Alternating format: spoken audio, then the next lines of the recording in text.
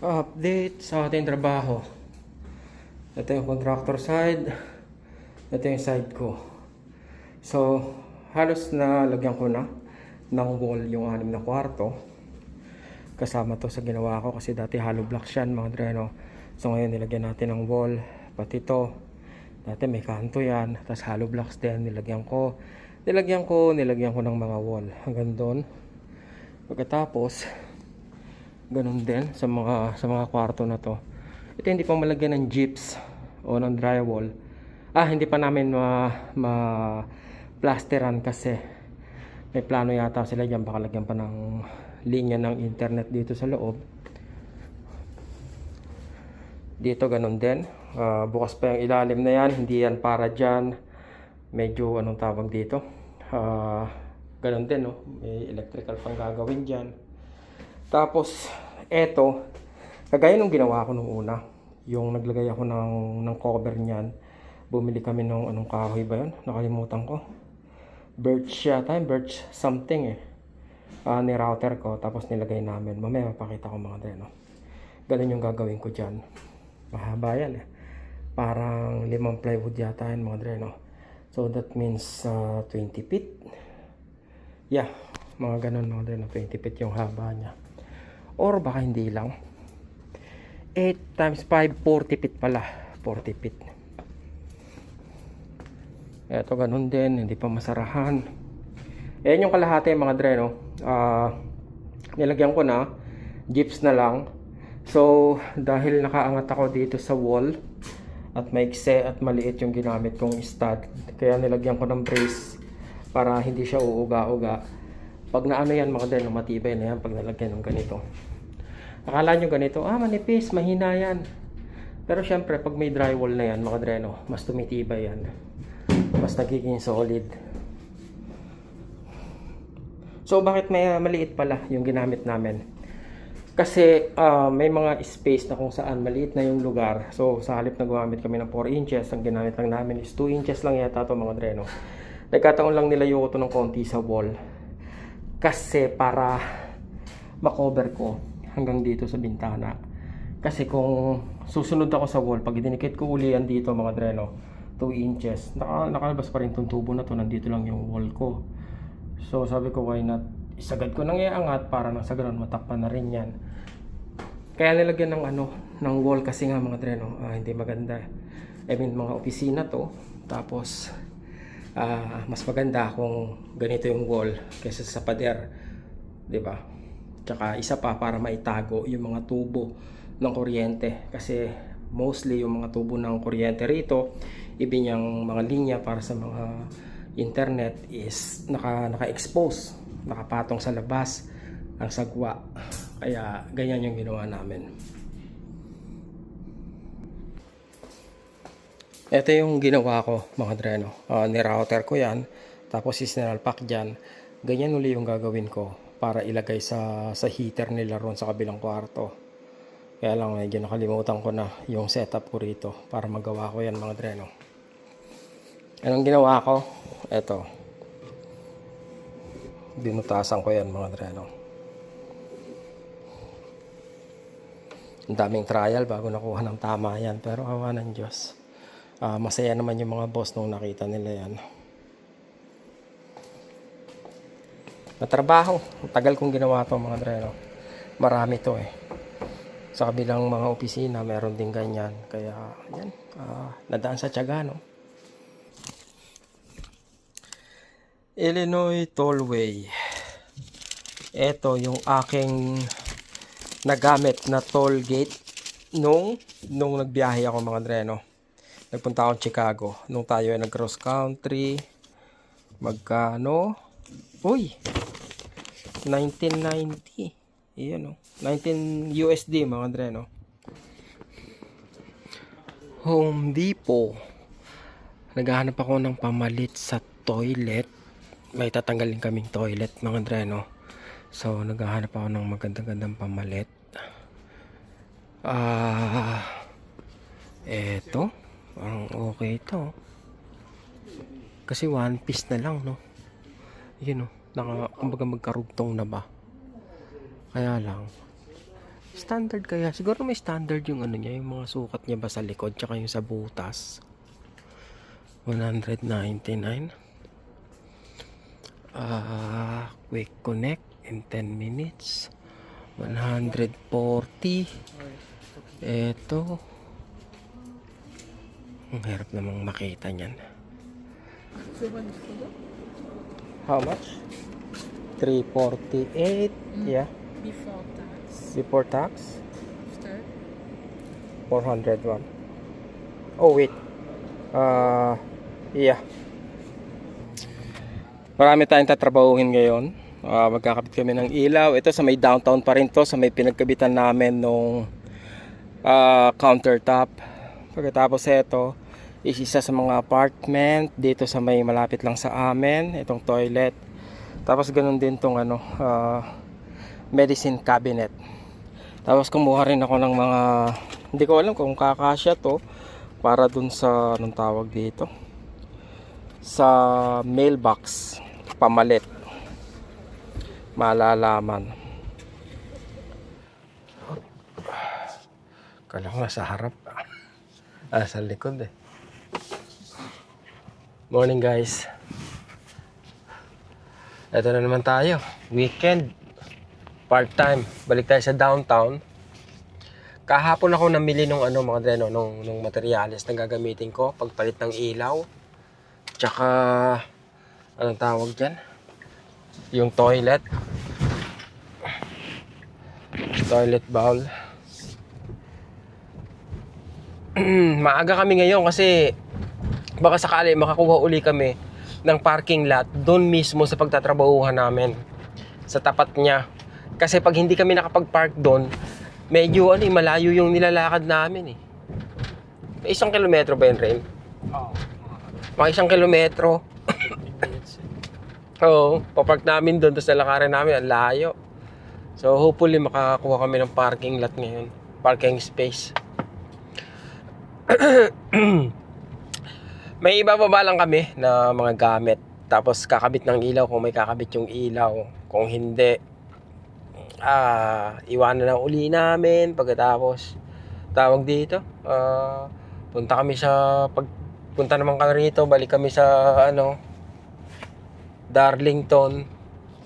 Kabit naman ng toilet bowl.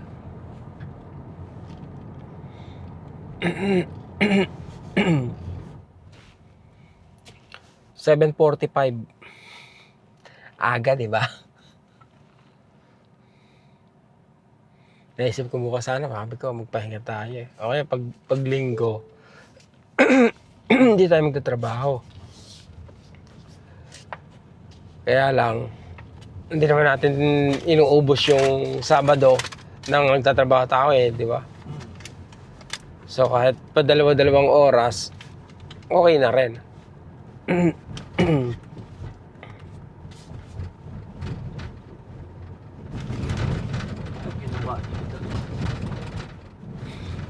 Nung nakaraang araw, sinarado to eh.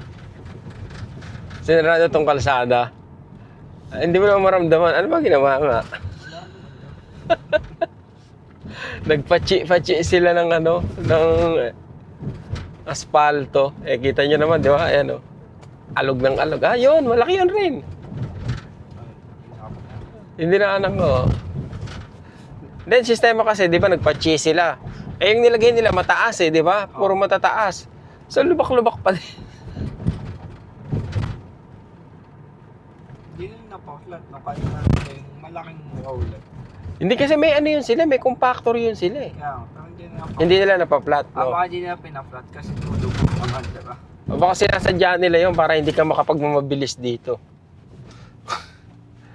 Okay, ano ba yun? 900. Okay, there you go.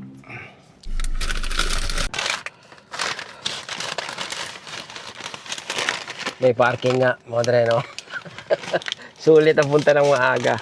Eh lang mismo kasi tapat lang eh. Maghintay na ako. Makakabit lang Kami lumabas. Papawala ko lang.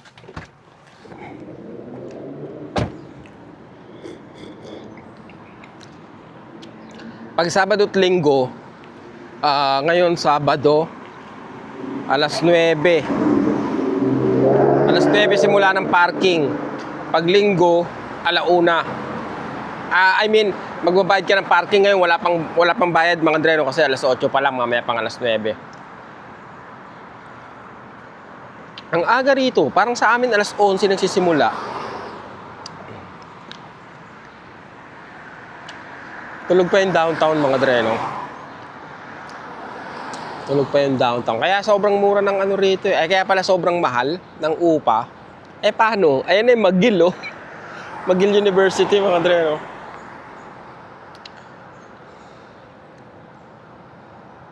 Sabi nung may-ari sa akin, bukas daw tong apartment. 45 minutes na kami rito. Nag-aantay. Wala stek. Okay, ito na. Sinuggest ko sa may-ari na palitan na tong mga chandelier niya kasi outdated na. Kaya nagkasundo kami na palitan to ng mga LED light. Yung pagpunta namin sa araw na to, hindi ako sigurado kung makakapag-install talaga ako ng mga bagong ilaw ngayon kasi hindi ko alam kung paano didiskartehan. Dahil yung chandelier niya, kung mapapansin nyo, merong design yon at ayaw niyang ipatanggal yon kasi pag tinanggal yung kahoy na yon, magkakaroon pa ng mas malaking trabaho. Kaya sinubukan ko na gawa ng paraan na hindi na kailangang alisin pa yung design na nasa ibabaw ng chandelier. Kung baga doon ko na isasalpak yung ilaw at hoping na makuberan ko ng maganda yung design na yon. Kaya hindi sigurado kung makakapag-install kami ngayon. Bali, ang pinakasadya talaga namin dito ay tulungan si ate na magtapo ng basura kasi nakiusap sa akin yung may-ari. At yun nga yung ginawa namin. At kulang din kasi kami sa materyales. Kailangan ko ng mas mahabang tornilyo nang sa ganun maikabit ko yung mga bagong ilaw. Oh. Saan yan? Ito. Yung sa ilalim. Okay. Pag ano na lang namin, oh. Oo. Okay. Sige. Oh. Salamat ha. No worries. Salamat. Oo. Sige, update kita later when I'm done. And then, Ah. mag-garbage ako na something more heavier and I'll put it sa front. Yeah. Na. Oo.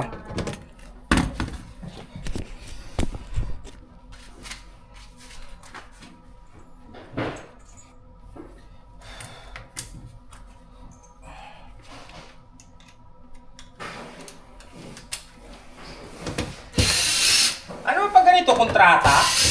Ha? Pag ganito kontrata per oras. Actually, either na kontratang gagawin ko. Pag per oras na, hindi ako bababa ng 35. Oo. Pag per oras. Okay, no? Sa'yo, anong ginagawa mo? Kontrata? Hindi. Oo, eto. Minsan per oras. Kasi lugi ka pag ano, di ba? Yeah, kasi one-time job lang to. Kaya ang hirap kong ilinis. Nakita mo yung batang niya? Yeah. Sobrang... Nakita mo ngayon? Hindi pa. Oh, tingnan mo ngayon. Ay, grabe ang itim. Kaya And then nga yung mga walling, yung mga, alam mo yung walls at saka yung mga doors doon sa papuntang bathroom, nakita mo kung gaano kaitim. So, I made that clean also. Sinabi ko nga sa kanya, kumbaga, papalitan na namin yung Yung yung bathtub niya. bathtub niya. Dahil ayun yung pinakapangit na part ng bahay. I know. Kaya nga, meron na akong binili kahapon na kortina eh. Sobrang pinabayaan to. Actually, yun ang sabi ko sa kanya. They make it so very messy. Kumbaga, tagal siguro bago niya Ay, nag-design na. I don't think so na na nagawa ito ng 4 years. Kasi nga ito.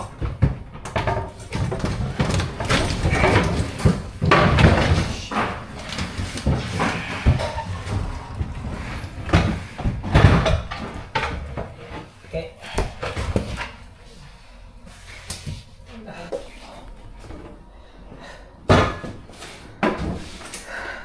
Shirley, Yes. ano bang... Eto, tinanggal ko. Tapos yung kakailanganan namin yung kahoy na yon. Okay. Kasi hindi naman siya mga nakatornilyo. So, ikakat ko lang to pagbalik ko. Lalagay ko. Tapos that's it. Okay. Oh. Okay. So, the rest okay naman na, no? Yeah. Oh. Okay, sige. Medyo tumahapon lang yung dumi. Yeah, i-ano mo na lang yan. I-vacuum ko na lang. Sige. Yeah, vacuum ko na lang. Okay. So, see you tomorrow kung nandito ka uli. Yeah, kung hindi ko matapos lahat ngayon, anong oras kayo nandito bukas? Siguro ganaw din na mga 8 o'clock siguro. Sige, I'll make it earlier para at least ano din, kung sakali man na hindi ko matapos ngayon. Yan ang plan sige. ko. Sige. Yeah. Depende sa energy ko hanggang kaya ng energy ko. Oh God. Kinuha na namin to mga dre, no? Itong luma. Ayan na yung susukatin namin. Ako, baka sumablay pa rin kami, no? Kasi warp na siya eh.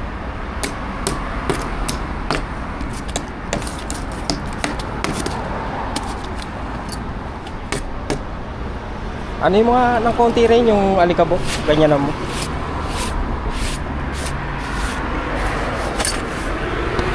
Okay.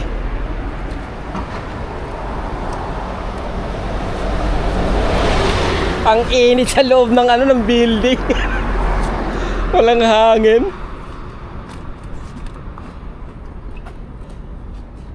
Okay na yan? Okay na rin. Kaya mo na.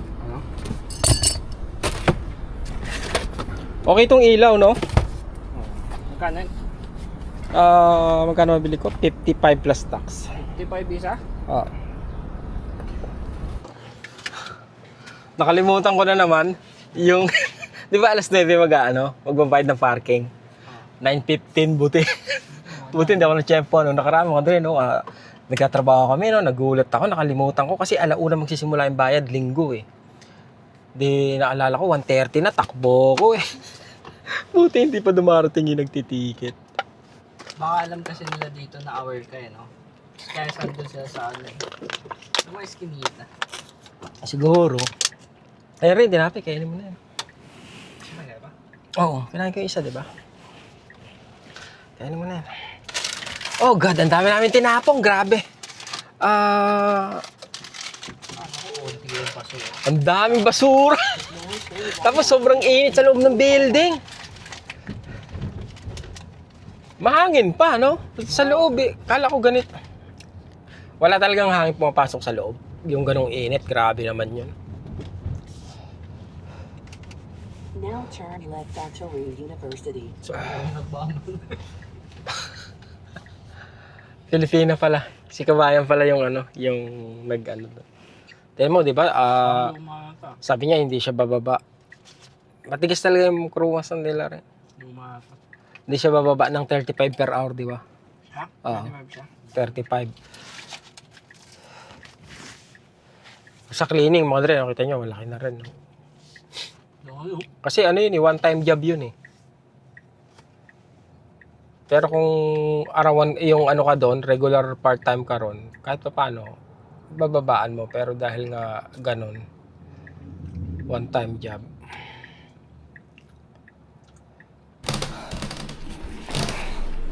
Okay guys, ito yung papalitan natin.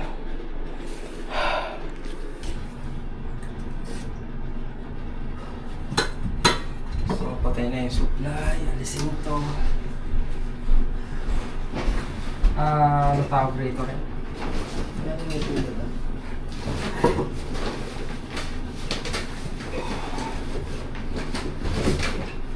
So, yung blue na tsaka o kaya yung anong tawag dito rin? Yung plies.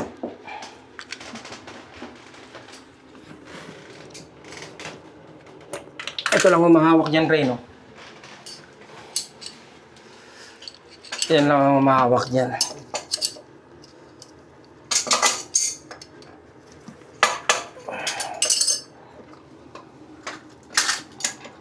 Kaya minsan inaanuhan yan. Kaya pala may tayo, no? Tayo ba naglagay ng na ito? Ng silicone? Alisin may silicone rin.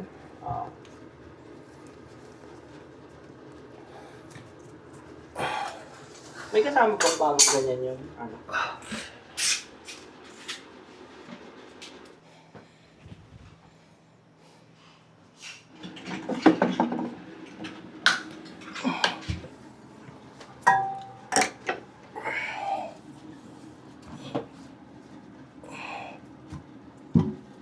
Tsaka sabi na rin.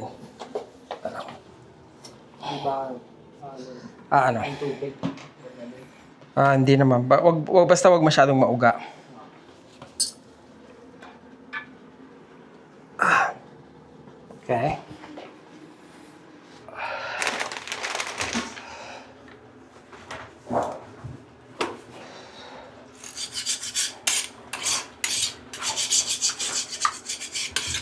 May rubber yan sa loob rin. Sa ilalim.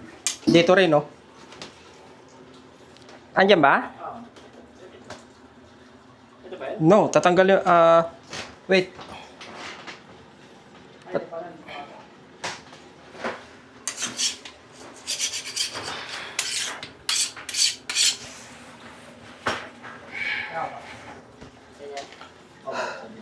Asan yung ano patingin? Yung ilalim? Teka. Paano? Paano ba to? Okay.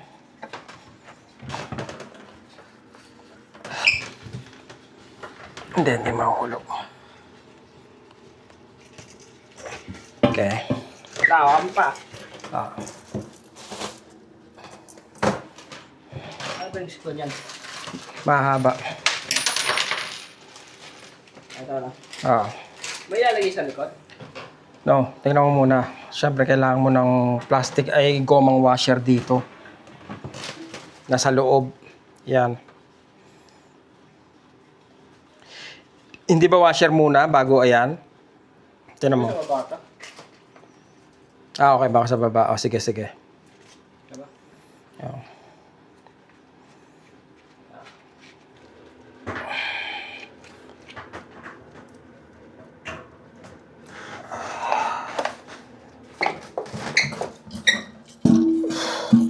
Ako rin. Ako. Isisentro mo lang yan. May butas yan, di ba?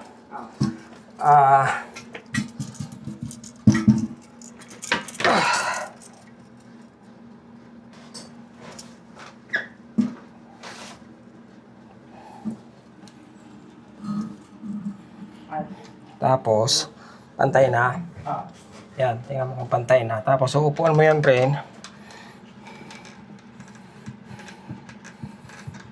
Pang mas malaki yung tinanggal natin, no? Yeah. Mas mahal yung tinanggal natin.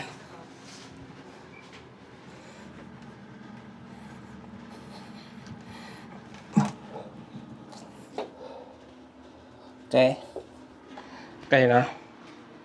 Tuwid ba?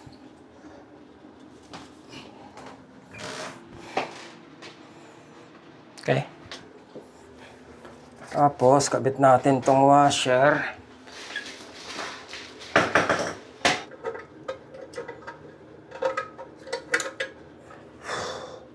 Tapos ito, kabit nyo na lang to.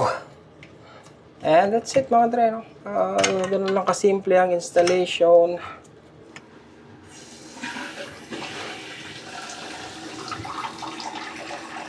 Rin, wala nang ano, ibang parts. Anong person natin? Floater. Wala nang natira ron. Tingnan natin kung ano mangyayari. Naisip ko parang kulang ako ng parts dito. Yung bilog yun, di ba? Oo. Ayun, walang umaangat, di ba? Okay, yun na yun. Oo, ang galing ah. Okay, so wala ba tayong leak? Tingnan natin kung may leak tayo. Okay, flash mo nga rin.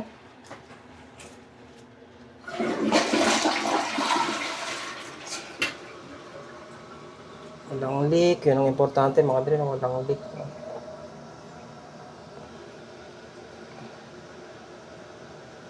Maluwag pa yung toilet seat rin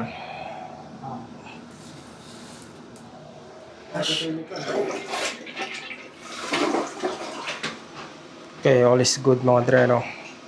So, ganun lang siya kabilis, no? Mga 1 oras lang siya. Sige, lagyan mo ng silicone. Grabe, ang init ngayon. ano bang temperature? 28 mga dre pero yung yung humidity.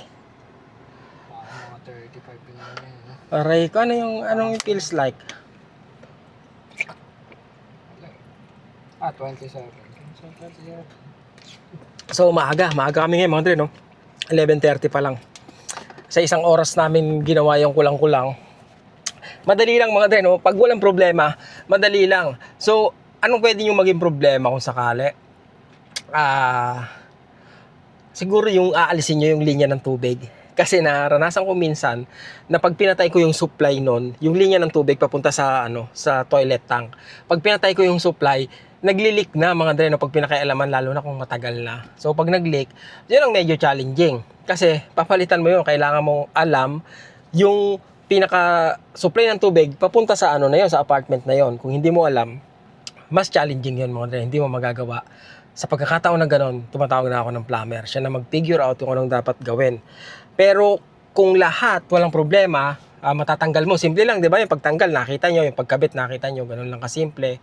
Tapos yung toilet bowl, bali 2 tornilyo lang yon, 2 bolt. Tapos lalagyan nyo lang silicone, alisin nyo lang yon. Tapos yung wax, pagkaalis nyo ng toilet bowl, di ba? May wax akong kinayod. Ibabalik nyo yung bago pag nalinis nyo na. Tapos that's it. Isit nyo na yung toilet nyo. And you save your packet some maybe $120 to $150. Depende yun mga dre, no? Siyempre mas mahal yung toilet nyo. Mas mahal din yung labor yun kung ipapagawa nyo sa ibang tao. Plumber gumagawa yun, di ba? Pag ganyan. Yeah. Bakit yan? Hindi, mga yung ganun nga na parang sabihin natin na 120 to 150 siguro. Hindi nila gagawin isang oras. Parang dati pa yun ha. No, ang sistema kasi doon mga dre, hindi per hour na trabaho yun eh. Bukas yata yung ko, alin, sa side ko. Yeah.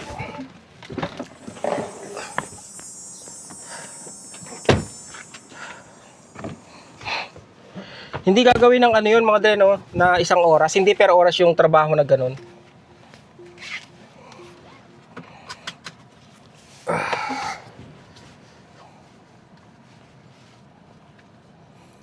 Buti ngayon madadali nang i-install yung toilet, madali nang ilagay yung yung tangke mga dre, no.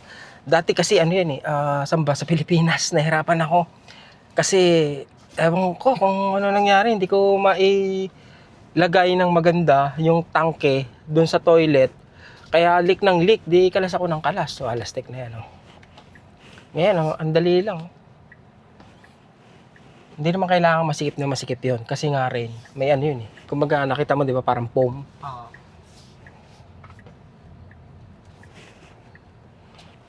Grabe yung galaw sa bagay. Magalaw pa rin? Yung tangke na yun, Oh. medyo pag sinandala mo ng gagalaw siya. Sinigpit ako, mahigpit na eh. Kaya, tinay ko galaw. Hindi, kasi you're not meant na sumandal sa tangke. Di ba? Ikaw naranasan mo bang sumandal sa tangke? Hindi, di ba? Pag sumando siya, sira. Kaya ganun lang yung niya, ganun lang yung suporta niya kasi hindi ka dapat sumasandal sa tangke. Once na sumandal ka sa tangke, ibang usapan na yun, di ba? Pero somehow, may konting pa rin yun. Kumbaga may resistance pa rin yun, may play pa rin yun. Kasi nga parang rubber foam yung yung tangke, yung namamagitan sa tangke tsaka sa toilet tank. Yung parang gasket niya. So may play pa rin yun. Makakasandal ka ng konti pero hindi yung lahat ng bigat mo ilalagay mo ron. Talagang sisirain mo na yun. Wala naman leak, di ba? Tinay ko i-flash ulit nung bago mo. Okay na. Ang galing na ngayon, no? Akala ko kulang talaga ng parts. Ba't walang no? Kulang ng floater. Floater yung tawag doon, yung bilog, di ba? Yung iba naman hindi na floater. Yung mas maganda yung sa ngayon. Masyado siya. Oo.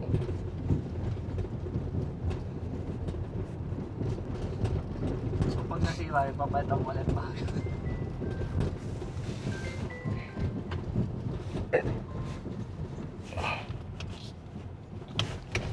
Oh shit.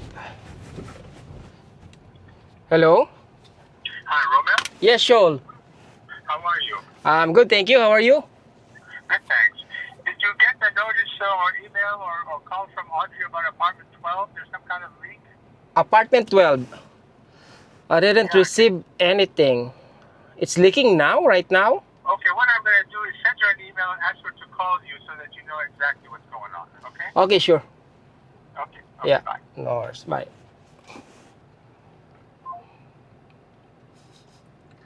Wala tayo tapos, no? Anong leak?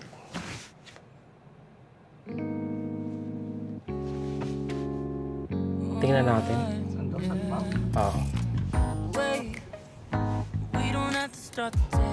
Uy, yung may-ari pala ng ano yun, ng mga building apartment, mga dre, no? So, may leak daw sa 12. That's something that I don't want to deal with. Tingnan natin kung magagawa natin ang paraan.